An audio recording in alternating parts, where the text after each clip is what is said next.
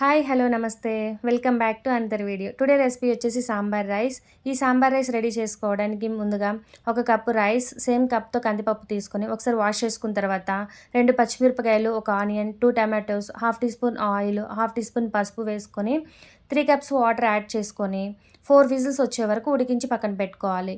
మనకు నచ్చిన వెజిటేబుల్స్ అన్నీ కట్ చేసుకొని ఇలా ముక్కలుగా కట్ చేసుకొని పక్కన పెట్టుకోవాలి. తర్వాత తాలింపు కోసం 3 టేబుల్ స్పూన్ ఆయిల్ వేసుకొని ముందుగా ఇందులోకి జీలకర్ర, ఆవాలు వేసుకొని ముందుగా కట్ చేసుకున్న ముక్కలన్నిటిని ఈ ఆయిల్లోకి వేసి ఈ ముక్కలన్నీ ఆయిల్లో 50% మగ్గిన తర్వాత టమాటా ముక్కలు కూడా యాడ్ చేసుకొని టమాటా ముక్కలు మగ్గిన తర్వాత ఇందులో చింతపండు పులుసు కూడా వేసుకొని చింతపండు పులుసులో ఈ ముక్కలన్నీ బాగా ఉడికించిన తర్వాత టేస్ట్కి సరిపడా సాల్ట్, కారం వేసుకొని చిన్న సైజు బెల్లం ముక్క కూడా వేసుకుంటున్నాను. టేస్ట్ బాగుంటుంది.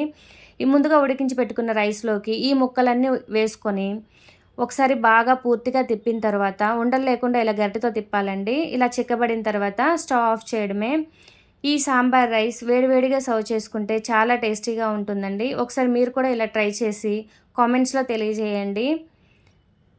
ఇంకా ఈ ఛానల్ని ఎవరైతే సబ్స్క్రైబ్ చేసుకోలేదో సబ్స్క్రైబ్ చేసుకొని ఈ ఛానల్ని ఫాలో అవ్వండి. ఓకే, ఉంటాం. మరో వీడియోతో కలుసుకుందాం. Until then bye.